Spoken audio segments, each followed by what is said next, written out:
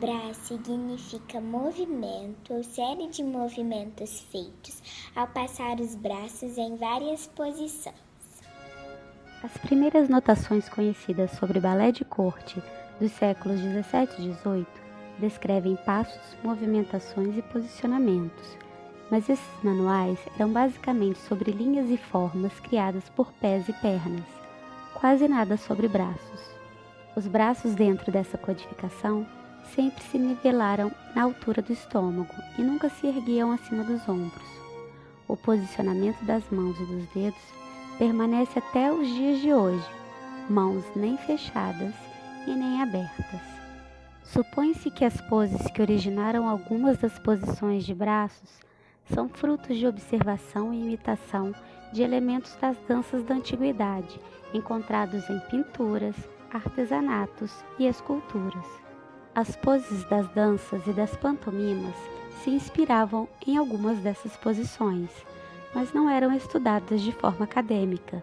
Até o século XVIII, os braços não tinham tanto destaque e importância, ficando à escolha do bailarino colocar o seu estilo e adotar as posições de braço que considerasse melhor.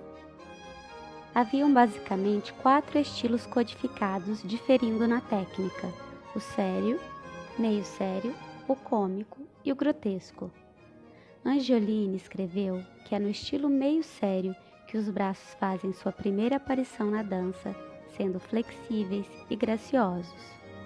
Ao longo do século XIX, houve certa discordância sobre se os cotovelos deviam cair ou permanecer levantados ao formar uma posição dos braços. Outros elementos também podem ser variados, ou seja, a disposição dos dedos, o grau da curvatura dos braços e sua altura exata. Uma curiosidade que podemos destacar são os arabesques. O termo tem definições variáveis, mas o sentido geral na dança durante a maior parte do século foi de uma pose desequilibrada, de tal forma que o bailarino poderia até parecer estar fora do seu eixo. Tradicional da arte árabe e mourisca, os arabescos são encontrados principalmente em elementos arquitetônicos e peças de arte. Na dança, o arabesco virou arabesque. Era mais definido pela disposição dos braços combinadas com diferentes posições básicas da cabeça, tronco e pernas. A movimentação imitando arabescos era utilizada em danças com arcos e cordões de flores, imitando as formas sinuosas desses elementos, mas ainda eram diferentes dos arabesques que estudamos hoje. A técnica do balé clássico é extremamente uniforme nos dias de hoje.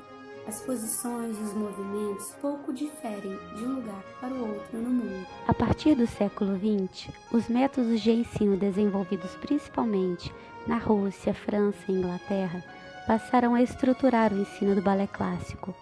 Cada método entende, utiliza e classifica as posições de braço à sua maneira.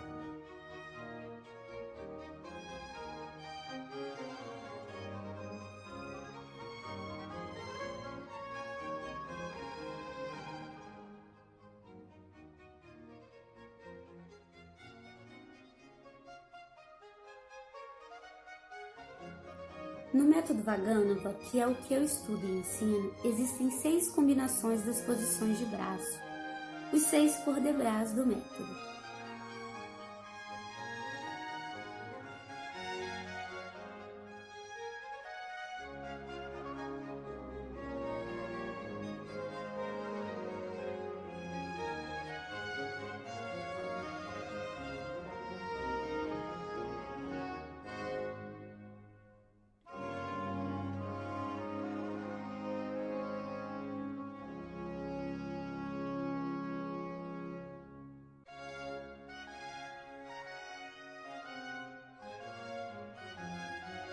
Mas por que associamos a bailarina a essa posição de braços levantados e sempre girando?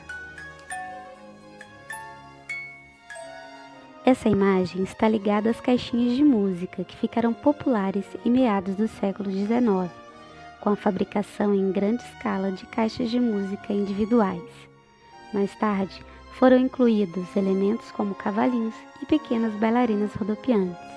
E até hoje, esse movimento faz parte do nosso imaginário.